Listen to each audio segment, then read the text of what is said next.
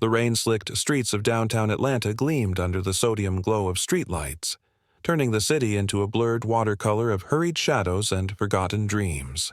It was just past midnight on a Thursday, the kind of hour when the world felt thinner, more vulnerable to the whims of those who wielded badges and biases. Officer Harlan Graves gripped the wheel of his patrol cruiser, his knuckles whitening against the worn leather, eyes narrowing at the taillights flickering ahead like defiant fireflies. The black sedan ahead, polished, unassuming, had veered just a hair too close to the double yellow line, or so he told himself. In truth, it was the driver's skin that caught his gaze first, a silhouette against the dashboard lights that screamed "profile" in the silent language of his prejudices. Harlan's radio crackled with static, a half-hearted dispatch about a disturbance miles away, but he ignored it. His pulse quickened, not from danger, but from that familiar itch, the one that whispered justifications for every pullover, every pat-down, every lingering stare. He flipped on the lights, the blue and red pulse slicing through the downpour like a heartbeat gone wrong. The sedan eased to the shoulder, tires crunching gravel, and Harlan's lips curled into a smirk he reserved for moments like this, moments when power felt absolute, unchallenged. He killed the engine, the cruiser's door creaking open to the relentless patter of rain, and stepped out, boots splashing in puddles that mirrored his distorted sense of righteousness. As he approached the driver's window, the glass descended with a soft whir, revealing a man in his mid-40s. Impeccably dressed in a crisp button-down, tie loosened just enough to hint at a long day. His face, calm and unyielding, held the quiet authority of someone who had stared down storms far worse than this. Harlan's hand hovered near his holster, a reflex born of too many late-night stories swapped in the precinct locker room. Tales of suspicious types who turned volatile without warning. "License and registration," he barked, his voice cutting through the rain like a blade, already scripting the night's narrative in his mind. Another routine stop, another notch in his unspoken ledger of control. But as the man reached for the glove compartment, something shifted in the air, a subtle straightening of shoulders, a flicker in his eyes that wasn't fear but recognition. Harlan felt it then, a prickle at the base of his neck like the first rumble of thunder before the sky splits open. This wasn't just any stop. This was the precipice of a fall he couldn't yet see, hurtling toward a revelation that would strip away the armor of his arrogance, layer by excruciating layer. The rain intensified, drumming on the roof of the car like an impatient audience, waiting for the curtain to rise on the unraveling. Marcus Hale had always believed in the quiet power of preparation, the kind that turned potential disasters into footnotes in a larger ledger of progress. Born in the sweltering heat of Birmingham's back alleys, where the echoes of civil rights marches still lingered in the cracked sidewalks, Marcus had clawed his way through law school on scholarships and sheer will. His nights spent poring over case files under the flicker of a single desk lamp. Now, at 46, he was the newly appointed Director of Internal Affairs for the Atlanta Police Department, a role that demanded not just intellect, but an unshakable spine forged in the fires of personal injustice. His sleek black sedan, a modest reward for years of overlooked promotions, hummed along the rain-drenched interstate, carrying him home from a late strategy session at the precinct annex. The wipers swished rhythmically, a metronome to his thoughts on reforming a system riddled with the very rot he was tasked to excise. The stop came without fanfare, the sudden blaze of lights in his rearview mirror pulling him from reverie like a hook through flesh. Marcus exhaled slowly, his hands visible on the wheel, a habit drilled into him since his first encounter with the law at 19, when a broken taillight had escalated into hours of humiliation at the station.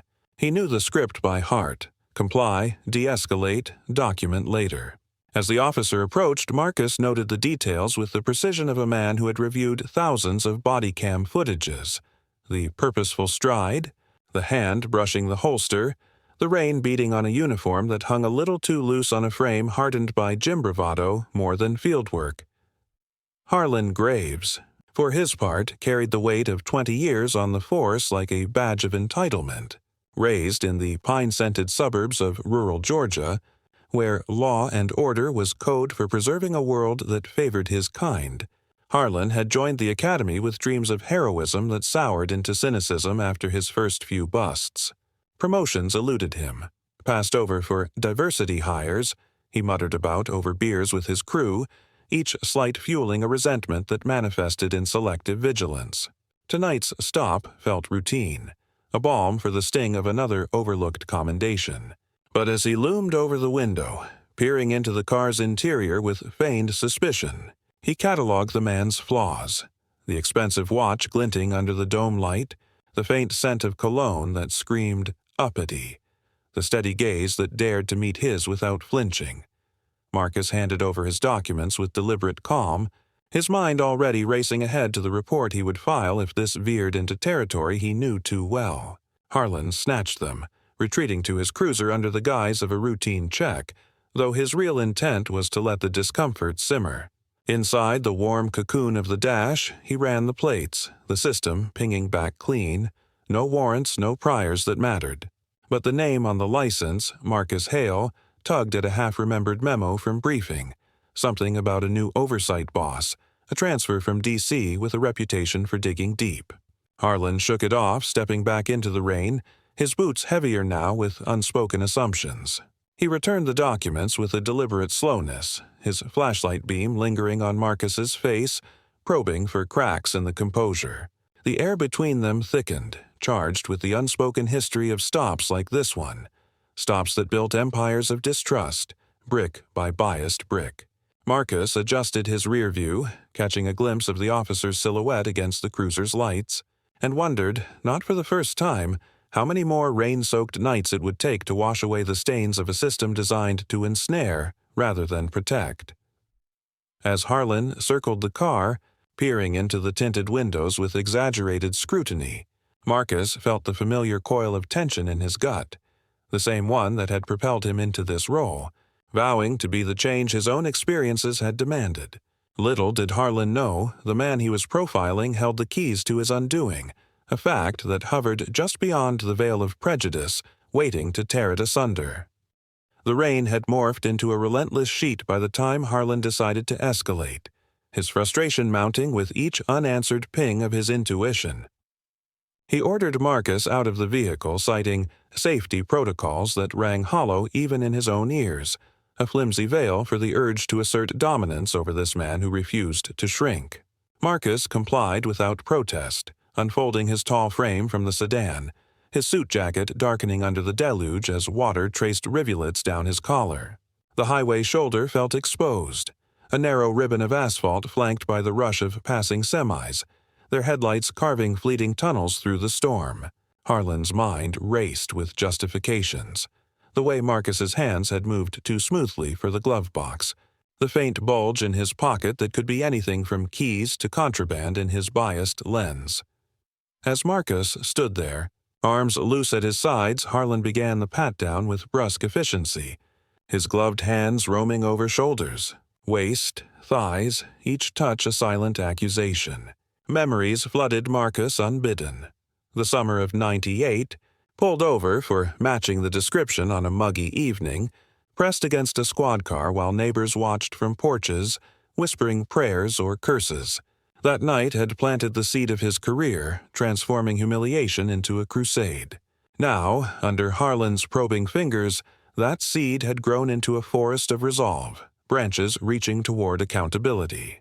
Harlan, oblivious, muttered about standard procedure, his breath fogging in the chill. But inside, doubt crept in like fog off the Chattahoochee. The man's poise unnerved him, a mirror reflecting back the fragility of his authority. The search yielded nothing but lint and a leather wallet, yet Harlan pressed on, demanding Marcus empty his pockets, spread his feet wider, submit to the beam of the flashlight that danced across his eyes like an interrogation. The storm amplified every discomfort. Thunder rumbling in the distance, lightning etching the clouds with jagged veins, mirroring the fractures in Harlan's worldview. He radioed for backup, a knee-jerk call to bolster his play, painting the stop as high risk in the dispatch log. Minutes stretched into an eternity of dripping clothes and dripping prejudices, Harlan's questions probing deeper. Where are you coming from so late? Why the fancy ride? Got anything you shouldn't? Each query landed like a stone in still water, rippling through Marcus's composure, stirring echoes of countless brothers and sisters who'd endured the same ritual, their stories buried in underfunded civil rights archives. As the backup cruiser arrived, its lights syncing with Harlan's in a hypnotic waltz of red and blue, the scene drew the reluctant gaze of a lone trucker idling nearby, phone in hand, capturing the tableau for posterity. Harlan felt emboldened by the additional uniform, a stocky sergeant who nodded along without question, the Brotherhood of Blue sealing their complicity. They circled Marcus like wolves scenting weakness, Harlan's voice rising in pitch, accusing now of evasive maneuvers, of a taillight filament that suddenly seemed suspect under closer inspection. Marcus's mind, sharp as ever, catalogued every infraction, the unnecessary force in the pat-down, the fabricated probable cause, the racial undertones woven into every command. He thought of the families shattered by stops like this, George Floyd's last breaths, Breonna Taylor's unanswered door fueling a quiet fury that simmered beneath his skin. The tension crested as Harlan, emboldened by the rain's isolation, reached for the cuffs dangling from his belt, the metallic clink lost in the downpour. In that suspended moment, Marcus's phone buzzed in his discarded jacket, a precinct alert, innocuous to most, but a harbinger to him. Harlan snatched it up, scrolling through notifications with gleeful entitlement, his thumb freezing on a draft memo stamped with the APD seal. Director Hale's review of use of force protocols, effective immediately. The world tilted. Harlan's face drained of color, the rain masking the sweat beading on his brow as fragments of the briefing memo reassembled in his memory. The new IA head, the transfer from D.C., the emphasis on zero tolerance for bias incidents. Marcus Hale wasn't just a driver. He was the architect of reckonings, the unseen hand poised to dismantle careers built on sandcastles of supremacy. Harlan's hand trembled on the cuffs, the storm's fury paling against the maelstrom within him. He stepped back, the gravel shifting under his boots, as the weight of 20 years' unchecked power bore down, threatening to crush him under its belated revelation. The revelation hit Harlan like a freight train barreling through the veil of rain, his world contracting to the glowing screen of the phone in his slick palm. Director Marcus Hale, the name etched in bold across the memo, attached to directives that had circulated the precinct like ghost stories. Warnings of audits, of cameras in every corner, of consequences for the careless. Harlan's throat constricted, the cuffs slipping from numb fingers to dangle forgotten at his side. The backup sergeant, sensing the shift, paused mid-stride, his own flashlight beam wavering as confusion etched lines across his rain-streaked face. Marcus stood unmoving, a pillar amid the chaos, his eyes locking onto Harlan's with the steady burn of someone who had anticipated this fracture point long before the lights flashed in his mirror. Time splintered then, the storm's roar fading to a dull thrum as Harlan's mind replayed the stop in hyperspeed, the snap judgment on the swerve, the lingering glare at the dark skin framed in the window, the invasive touches justified by phantoms of threat. Each beat pulsed with regret, a toxic brew of denial and dawning horror. He had profiled, harassed, nearly arrested the very man empowered to unravel his career thread by thread, body cams reviewed, logs dissected, testimonies unearthed from the precinct's underbelly. The trucker's phone, still recording from afar, captured it all, the officer's slump, the sudden deference in his posture, the way the rain seemed to mock him, washing away the veneer of invincibility. Marcus, for the first time, allowed a fraction of his authority to surface, not in anger but in the quiet reclamation of space. He retrieved his phone with measured grace, pocketing it as if sealing a verdict, his gaze never leaving Harlan's. The air crackled with unspoken indictments, the weight of institutional failure pressing down on them both, though unevenly. For Marcus, it was validation of battles fought in boardrooms and backrooms. For Harlan, it was the abyss staring back, reflecting a lifetime of complicit silences. The sergeant muttered something about misunderstanding. his voice thin against the wind.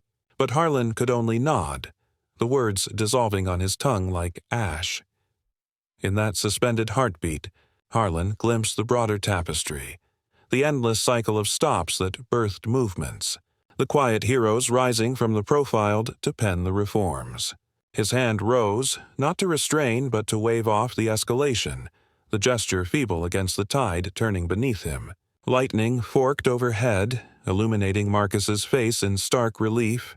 Resolute, unbowed, the embodiment of progress clawing its way through prejudice's grip. Harlan staggered back to his cruiser, the door slamming like a gavel, his sanctuary now a cage of fluorescent regret. The engine roared to life, but the tires spun futilely in the mud of his making, a metaphor too on the nose for the unraveling man behind the wheel. As Marcus slid back into his sedan, the engine purring with renewed purpose, the climax hung in the air like ozone, raw, electric, transformative. Harlan's cruiser peeled away, taillights vanishing into the storm, leaving behind a man forever altered, teetering on the edge of atonement or deeper denial. The aftermath unfolded in the sterile hush of precinct fluorescence, where the rain's fury outside mirrored the turmoil within. Harlan Graves sat in the IA interview room, its walls a bland gray that absorbed light and excuses alike, his uniform rumpled and sodden from the night's drenching. Across the table, Marcus Hale reviewed the body cam footage with clinical detachment, each frame a testament to the chasm between intent and impact, the brusque commands, the unnecessary intrusions, the microaggressions that swelled into macro injustices. No charges were filed that dawn. Marcus's mandate was reform, not retribution, but the review board's recommendation landed like a seismic shift: mandatory bias training, a 6-month probation, and a demotion that stripped Harlan of his street privileges, confining him to desk duty amid stacks of forgotten reports. In the weeks that followed, Marcus immersed himself deeper into the department's veins, his memos circulating like antibodies against infection. He spearheaded workshops where officers like Harlan confronted their shadows, not through lectures, but through simulations drawn from real encounters, forcing reckonings in air-conditioned rooms that echoed with reluctant admissions. Harlan attended the first session with arms crossed, his scowl a fortress, but cracks appeared as stories poured forth. A Latina sergeant's tale of overlooked promotions, a young black recruit's navigation of hazing veiled as tradition. The air grew thick with shared vulnerabilities, prejudices laid bare like surgical patients on the table, probed and stitched toward healing. Marcus's own journey wove through these changes, his evenings spent mentoring cadets from neighborhoods like his own, imparting not just tactics, but the armor of awareness. The sedan stop became legend in hushed precinct whispers, a cautionary parable of reversals, reminding the rank and file that power's pedestal was ever precarious. Harlan, transformed in fits and starts, volunteered for community patrols, his interactions softening from commands to conversations, though the road to redemption stretched long, littered with backslides and breakthroughs. He penned anonymous letters to the review board, confessing complicities that had festered unchecked, each word a step toward the man the badge demanded he become. Yet the resolution extended beyond one department, rippling into the broader current of a nation grappling with its scars. Marcus's work inspired similar overhauls in neighboring cities, data dashboards tracking bias incidents with the rigor once reserved for crime stats. Families, once fractured by routine stops, found voices amplified in oversight committees, their grief transmuted into policy.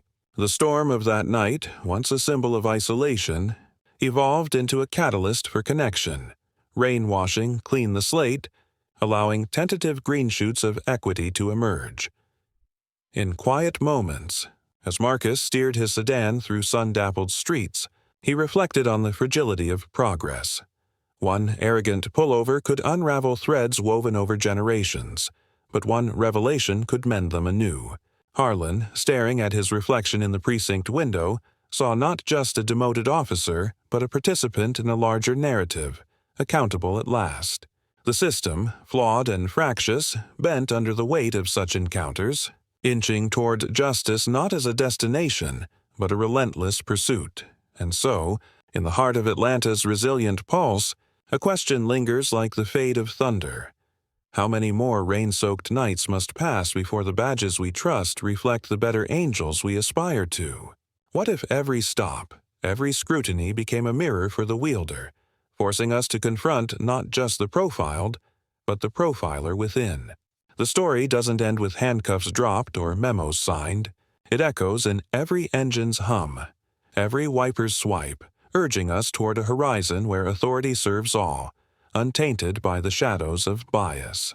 Engage with that reflection. Share your encounters, demand the reforms, and perhaps, just perhaps, the next storm will break with less fury, more light.